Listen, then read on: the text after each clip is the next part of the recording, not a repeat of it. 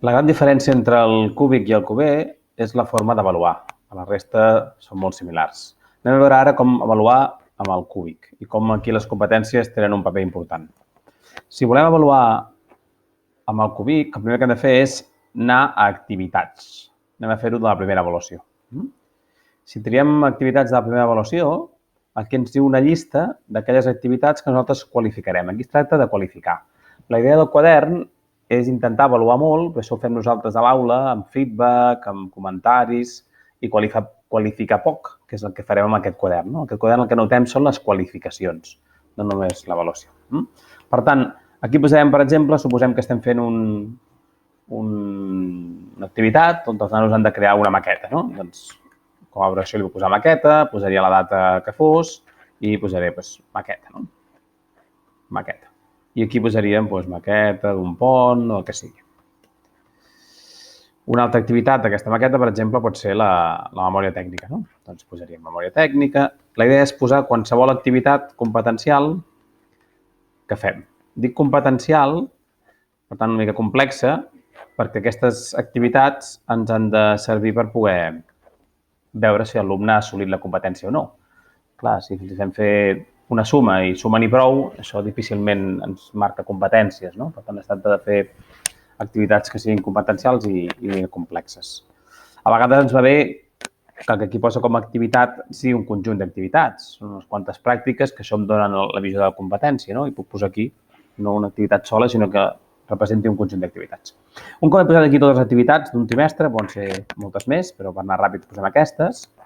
Anem a la part important, que és la segona pestanya que diu competència, la primera avaluació. Les activitats que hem posat ens apareixen aquí dalt, les dues, la maqueta i la memòria tècnica, però l'important és, en aquest trimestre, quines competències volem treballar. De totes les competències que hi ha, quines volem treballar amb els alumnes perquè avancin amb el seu assoliment. El que ens demana és de quin àmbit som, vaig a posar, per exemple, ara científic-tecnològic, i quin número de competència concret vull. Per exemple, vaig a treballar a les 6, per exemple. Com que no recordo ara de memòria ben bé quina és la 6, quina és la 7, doncs no passa res. En el moment que triem l'àmbit i triem la competència, el full de càlcul sol trigar una estona, va quedar a consultar el full de competències, però ens dirà quina competència és. Reconèixer, aplicar processos, no era aquesta. Per tant, vaig a posar a veure si era la 7, que he adoptat i no era aquesta. Doncs cap problema. Poso la 7 i també m'acabarà dient la competència, que és utilitzar objectes tecnològics de la vida quotidiana amb el coneixement bàsic, això sí. Construir una maqueta hauran de fer servir objectes tecnològics, per tant, la posaria aquesta, i aquí li posaria un 1 conforme amb la maqueta podré veure si aquesta competència s'assoleix o no. El que és ideal és, evidentment, aquesta competència és molt genèrica, és concretar aquesta competència en un objectiu concret per aquest trimestre.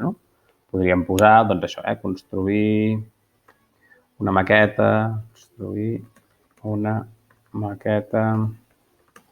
utilitzant correctament les eines del taller, etc. Per exemple, clar, aquesta maqueta mateixa, que ens pot servir per veure si utilitzem les eines ben utilitzades o no, segurament ens servirà per veure més competències, si les treballem, com sempre, a classe, si les hem explicat als alumnes i hem fet el seu seguiment. Per exemple, la 8, que diu dissenyar, si la memòria no em falla, dirà dissenyar objectes... No, analitzar sistemes, m'he equivocat, perdó, la 9, que dirà dissenyar objectes, que és el que estem fent, dissenyar un objecte, construir-lo i de més. Per tant, aquí hi posarem la 9, dissenyar i construir objectes, per tant, també construir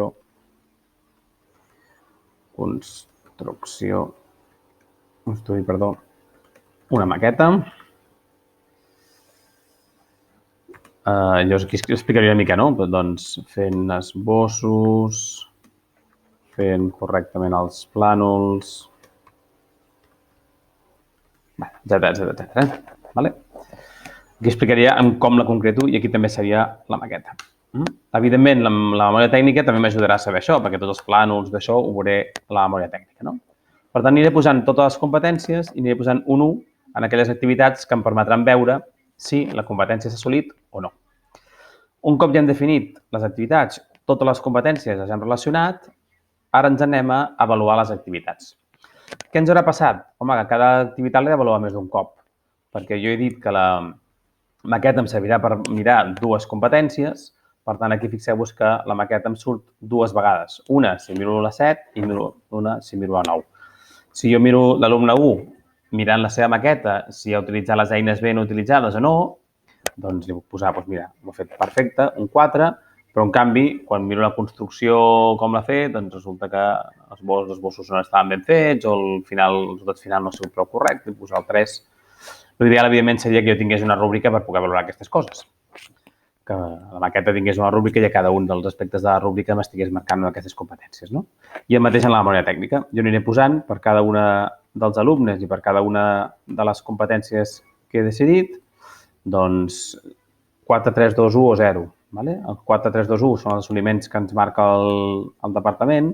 Jo hi afegeixo el 0 per a aquells alumnes que no ens presenten alguna cosa. Llavors, si no tinc evidències, no és que no hagi salut, és que no tinc evidències. Llavors hi poso un 0 conforme no tinc cap mena d'evidència de si l'alumne en sap o no en sap. Així anirem avaluant totes les activitats. Si jo he d'afegir més activitats, però afegeixo més activitats, no passa res, anirem afegint.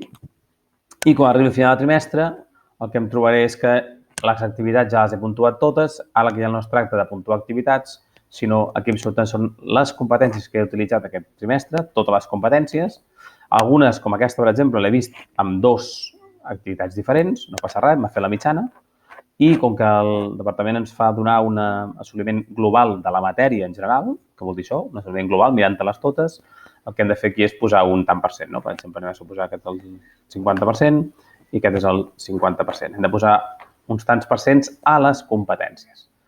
De tal manera que ara ja tenim l'assoliment global de cada un dels alumnes de la matèria, però el que és més important, sabem les competències que hem treballat i quin assoliment té cada alumne amb una de les competències, que això està bé.